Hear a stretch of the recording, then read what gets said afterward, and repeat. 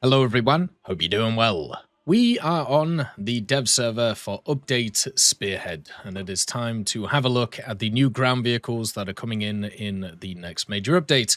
When it comes to the channel, you're going to see a bunch of videos today and a bunch of videos tomorrow, pretty much all of them covering the new stuff that is coming in the next major update. Obviously, this is the dev server. Things are subject to change. Things will change, and I will make sure to cover the changes for you as this dev server goes on. There's a lot to get through, not as much as other updates, but do remember that when it comes to this kind of update, you also have the sales which are going on right now.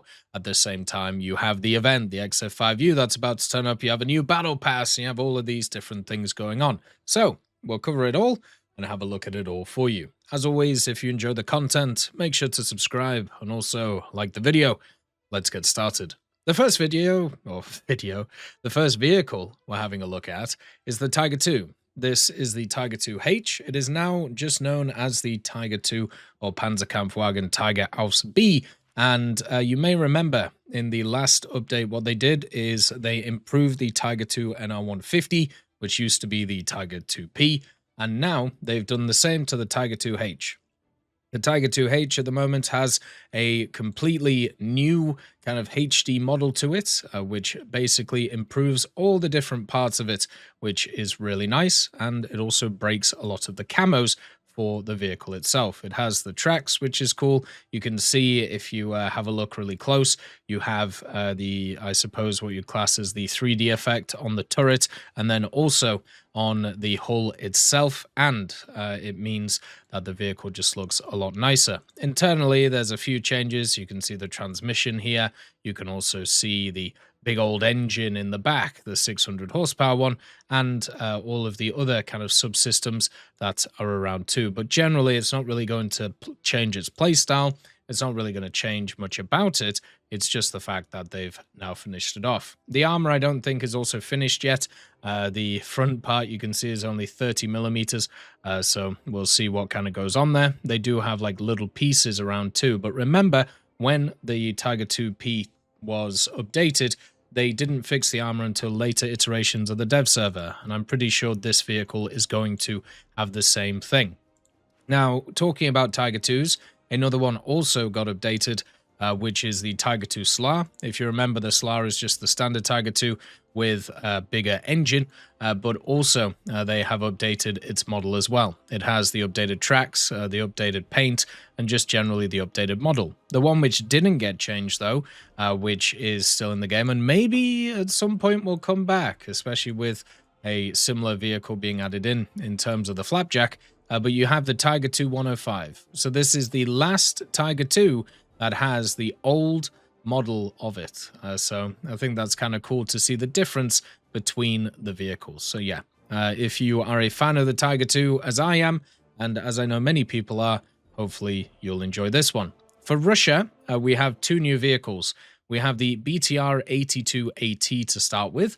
This is a new light tank, which is coming in to the Soviet tech tree. A lot of people over many years have been asking more for the BTRs. You may remember that they added the BTR-80, and then they added it to the Italian tech tree in the form of the Hungarian version, and then just never really added any more of the vehicles. Then, when you have a look at the other areas, so the BMDs, the BMPs, all of these other light tanks, they just added in spades and spades, but they never added in another BTR-80, and they never added in a BTR-82. Well, that has now changed. We now have a BTR-82AT. This is a massive upgrade over the standard BTR. Basically, what it has access to is the 30mm 2A72. This is a two-plane stabilized gun, which you'll find in a lot of Soviet vehicles. And then also it gets access to a ATGM, which is on a very, very high pedestal up there. Now, at the moment, I don't think this thing actually has its ATGM sight. I don't know whether it's going to get it. If it does, this will be incredibly powerful. But the one thing you have to notice is it only has 3 of the ATGMs. So even if you're going to use it, you're going to, sneak it and put this thing behind a... you're going to put this thing behind kind of like a hill and then use this sight to be able to fire ATGMs at stuff. you're only going to be able to do it 3 times. Since this is a light vehicle, it shouldn't get access to the ammo box. One of the other things to also note, though, is even if you're out of ATGMs, you could technically use the sight to scout people, because it should be actually higher than your binoculars view. So that actually might be a bit useful too. The actual ATGM itself is the 9M133.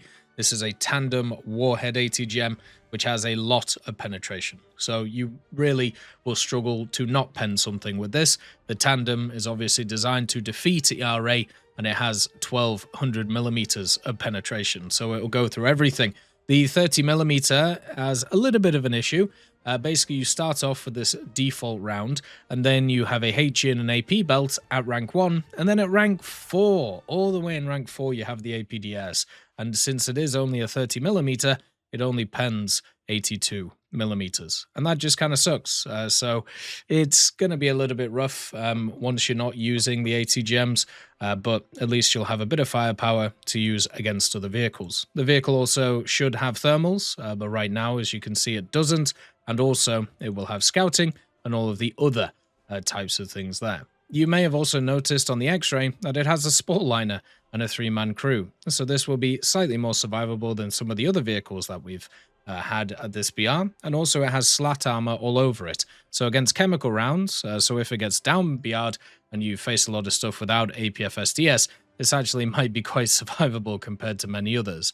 The vehicle also has a 300 horsepower engine to move it around, but the main part of it, which is interesting, is actually the transmission, showing that it can fly forwards, but once again, struggle in a backwards capacity. The other little factor as well is the targeting speed is a little bit lower compared to other vehicles that are around this BR, but also the gunner is sunken in the turret. So if you shoot the top of the turret, if you miss the ammo, you're actually not going to be able to kill the vehicle. So this whole area up here, always shoot the left-hand side, but if you shoot anything else, then you're not really going to do it. The next vehicle for Russia is the Taran. This is a T-3485, and it is a stabilized version of the T-3485. They first announced this in the first part of the year when they updated the T-3485 model. They were basically said that they were going to move a bunch of the T-3485s in the tech tree, going to put them down and down in rank, which is what they've done. The D5T now and the standard T-3485 you can find at rank 3, and now they've put the Taran in at rank 4 with it right here. Now, the only difference between the Taran and the other T-3485 is that this has a vertical gun stabilizer. This stabilizer works very similar to a shortstop. Basically, it stabilizes the gun in a vertical sense up to 25 kilometers an hour, meaning that if you are stopping or if you're starting in terms of acceleration, you can actually use that to get a shot off and annihilate the enemy. This is actually quite nice for the 85mm because the gun itself, even though against certain targets it does lack penetration, I would generally say it still will be completely fine in terms of like dealing damage to vehicles. And then you have the BR365, which has more explosive mass, less penetration, and then the K, which has a bit more penetration and less explosive mass. For me personally, I always prefer the extra penetration, but it depends who you really ask for that. It doesn't have any other upgrades. Everything else is exactly the same. So it is literally just a T-3485 with a vertical stab. Nothing really else to speak of. For Britain, we're getting a fun vehicle. This is the Chieftain Mk 900. Now, why is it called the Chieftain Mk 900? Well, it has a 900 horsepower engine, specifically 912, this Rolls-Royce Condor 900E. This is a large upgrade of the Chieftain Mk 5, which is what this vehicle was based off of, and also on top of this, it technically has additional armor. So the history of the Chieftain Mk 900, this was a Chieftain that was designed for export. And one of the things that the British engineers realized is people aren't going to want to buy a slow vehicle and also one which isn't as well armored. And so what they did is they put a bigger engine in it, and then they created this armor structure around it and put it in a kind of like show, just to show, hey, if anybody wants to buy this, then we can actually add this armor. So this vehicle looks like it's more armored than the standard Chieftain, right? Well, it isn't. This is only structural steel. This is what it actually had on the trade show floor, not what its armor was supposed to be, because that armor was never mounted. This was actually supposed to have Chobham armor very similar to the Challengers and also stuff like the Sheer 2. So this vehicle will basically just be a Mark V, which will have increased speed and also increased acceleration. And that's actually kind of cool, because when you have a look at the British tech tree, you have two vehicles which now share 9.0 for the Chieftains. You have the Mark X, which has the Still Brute turret, therefore it has like additional armor on it, and now you have the Mark 900, which has the additional mobility, so you can kind of pick and choose which playstyle you want. The other thing about this Mark 900, which is a big upgrade over the Mark V, is it has the L23 APF SDS, which is the same as what you find on the Mark X. So overall, just really nice in terms of the vehicle. It also gets the smoke grenades and also an improved transmission, showing that this thing can motor forwards and also motor backwards a little bit too. And if you've ever played the Chieftains, you know full well that one of the biggest issues when it comes to them is not just like the reload, but also the fact that the mobility is pretty shocking. And it's nice to finally have a non-premium version of a Chieftain which has decent mobility compared to the others. The next vehicle we're going to be having a look at is for China, and it is the CM34. So this is a Taiwanese vehicle. Basically, it is a 8-wheeled massive box, which is designed to be a IFV. This is why, if we remove the spoiler, you'll see that it has this huge area in the back where there's nothing really going on. You don't have the propulsion system, you don't have any crew or weapons or anything like that, just a bit of ammo. And you have this massive door on the back too, to basically, you know, bring in people. So it's another one of these kind of like Patria ideas, big 8-wheeled vehicle, massive engine, 450 horsepower, and then really decent transmission, meaning that it's going to fly forwards at a bunch of rate of knots. And also at the same time, it has the 3-man crew. So you have the driver who is down here, basically in the middle of the spore liner, and then also you have 2 crew in the turret, which are operating the commander controls, since we have the commander, and then also the gunner, who is operating the 30mm Bushmaster 2 Mark 44. This gun, it doesn't need an introduction. There's so many different vehicles now that have the Bushmaster. This one does get access to the APF SDS, the Mk258, pretty much because of the fact it's a 9.3 vehicle. And that's, you know, what happens to these 9.3 vehicles. It has the thermals, it has the LWSLR, it has all of the standard things that you would expect from a 9.3 vehicle, which is a light vehicle. The only thing that is different is this massive spore liner, which will at least mean that after the first shot, you may survive because it will eat the spalling, but then after that, you're going to have a bit of a problem. So yeah, it does have some increased armor on the front, but not a lot of it. If you have a look at the CM34 as well, even though it is a tank from Taiwan, they've actually put it on the right-hand side with all of the other light-wheeled vehicles, which makes sense. The ZLT11, PTL-02, the AFT-09, all of these things are pretty nice to see. Another vehicle that you may have also seen is the Oplot. So this was kind of a surprise. They added the Oplot to the Thai area of the Japanese tree in the last major update. The Oplot was one of the big kind of banging things, and when it came in, it does have some pretty interesting stuff to it, right? Like you have access to the pretty cool transmission, which works well for it. You have the pretty interesting targeting speed with the awful vertical speed, but good horizontal. And then also you have the electro-optical active protection system, the VARTA, which is here. So now it isn't just the Japanese that get access to an Oplot, it's also the Chinese in the form of a Pakistani one. And this Pakistani one right now is basically the same as what you find in the Oplot in the, well, the Thai Oplot in the game. It has the BTA 4-round as its top round against the GP125. You have access to the LWSLR, you get the thermals, all the standard stuff. But what this should technically have different, it should technically have different ERA. It doesn't right now, and it should also technically have different commander setups, but it also doesn't right now. So this, at the moment, at least from what I can tell, maybe I'm wrong, but it seems to be a complete copy paste at the moment of the other Oplot that we have. Now, if that changes, I'll let you know and we'll go through it. But right now, it's in basically the same position.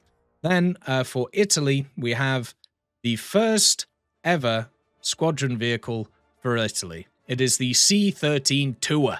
And what this is a C13 chassis, which has access to the M901 turret, the Wally turret, which we know and has been in game for a long time. So technically this vehicle, you can actually find it here in the tech tree at rank 6. This is a combination of the C13 T90 and then also the M901, which is another squadron vehicle that they've added a long time ago. I think this might have been the first squadron vehicle they ever added to the American tech tree. And it gets all of the similar factors. So the actual turret area is exactly the same. So it has access to the ITOs, which is really nice. It also gets the thermals, Gen 1 thermals for the gunner, which you may be like, oh, well, that's not good. It's really good at 8.3, especially with the optics of this thing. It's got a good range. And then you get the benefits of the C13 chassis.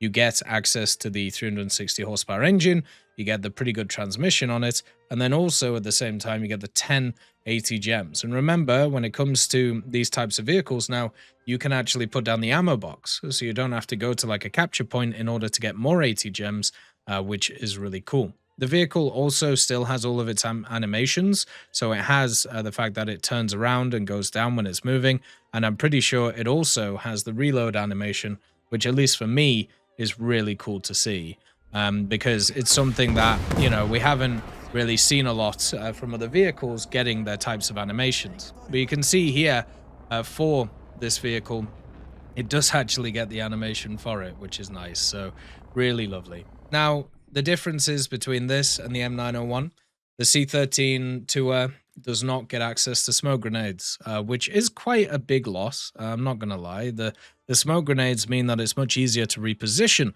in the M901, and that actually makes it a lot better. And the other thing that the M901 has, which may not seem like a big thing, but it is this vehicle has access to this right here, the 7.62mm M60D machine gun.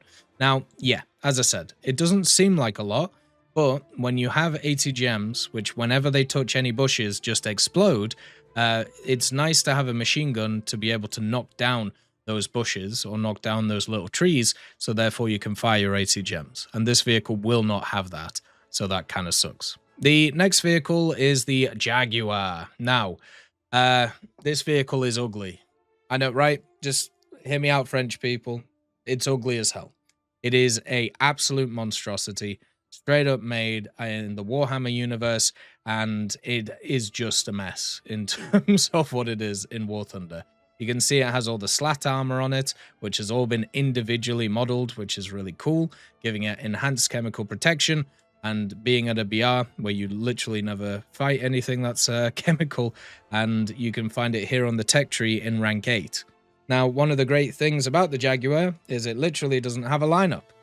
So you'll have to fight with it by itself at 11-7, because the closest thing you have is an AA, and you should never up to your lineup for an AA. So yeah, it's great. It's got great French potential, I think is probably the way to put it, but I think it's a little bit high in BR compared to where it should be. The Jaguar has access to some cool weaponry. First of all, it has a 40mm CTC cannon. This one doesn't have a belt-fed cannon in the standard term that you would see, right? So you can see here, it has some ammo, which is down here, and then it also has the cannon breech and a first stage ammo stowage of 63. So this is put into the autoloader. Now, the vehicle carries 183 rounds. So once you run out of those 63, if you haven't reloaded any, you're going to be kind of stuck there, not being able to do anything until you load these. The STRF 9040 has this issue, but at least for the Jaguar, it's a little bit better because of the fact it's 63 rounds instead of around about 20 or 30, which I think the STRF is around. So that's at least a bit better, but it would be nice if it was fully belt-fed. The other piece of the armament on this thing that is important are these. This is the MP-80GM. This is a fire and forget missile, very similar to the Spike and also other missiles like it. You can see here it's IR guided. It has a 20-kilometer lock range. It has 1,000 millimeters of penetration. It's a tandem warhead, which means it will go through your array. Generally should be quite good, right? But you only get 2 of them. That's it. You don't get any more. You get 2, and then you are basically a 10.7, 10.3 vehicle with the 40mm. So unless these missiles are really, really, really good, which maybe they will be in the future, then okay, like if it's like 2 guaranteed kills by firing them, sure, but they're not right now. And also another thing to note about the launcher is it's angled in a way so you can't actually hit anything in front of you. It has to be at least far away so it can arc downwards on the area itself. So a little bit rough in terms of it. Now, this 40mm does get access to APF-SDS, Pens 160, really nice. And that, to me, is good. There's also this KEAB round. So this is an ahead shell, but it also has quite a lot of armor piercing. So I want to see how people are actually going to use this shell. Because a lot of the ahead rounds, they basically just act as HEVTs, right? Like if you have a look like the Puma one, if you have a look at the PGZ one, the people just use them as HEVT. But this one, it might actually have an interesting use as kind of a light tank killer round, along with going after aircraft and going after planes and all that stuff. So that's kind of fun. But I think mainly people will just use the APF-SDS since that pens way more, and as we know, APF-SDS has really nice spalling. The vehicle is very modern, so it gets the LWSLR, it gets the really good thermals, and also it gets a few other rounds that you'll never use, plus the smoke grenades. And the other thing is, it's just bloody huge. This vehicle's massive, and guess what? It has absolutely no armor on it, which also doesn't help it. So it has a lot of weird areas where rounds can get stuck and just disappear, which would be incredibly annoying.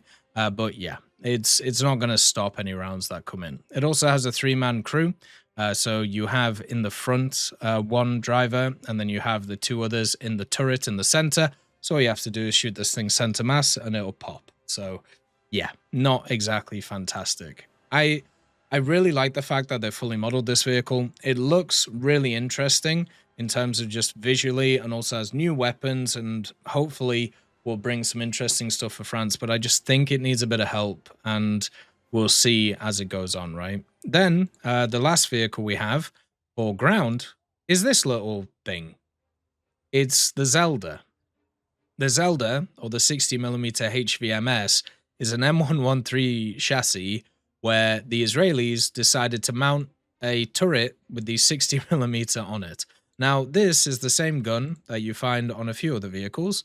So, for example, you have it on the Orbal 74 HVG with the 60mm Auto HVG. Then you have the VCC 8060, which is very similar to it. And with this HVMS 60mm from Otto, you get the M300 round, but you don't get the HEVT round, which kind of sucks. So this actually has okay penetration for the BR, but since it's a 60mm dart, it doesn't have a lot of post penetration, and that's always been the problem for this machine, which is why something like the Orbal HVG is tough to play, and the VCC 8060 is not so bad, because that actually has a good reload. Right now, this vehicle has a 5-second ace reload. It actually has a pretty good targeting speed on the actual turret, and it has a 2-plane stabilizer, which isn't as common as people think at these types of BRs. It's common for Britain. There's also a few other nations which get some, but still most people are dealing with unstabilized vehicles. So it's actually really cool to see that this thing is stabilized. Now, it has -6 gun depression.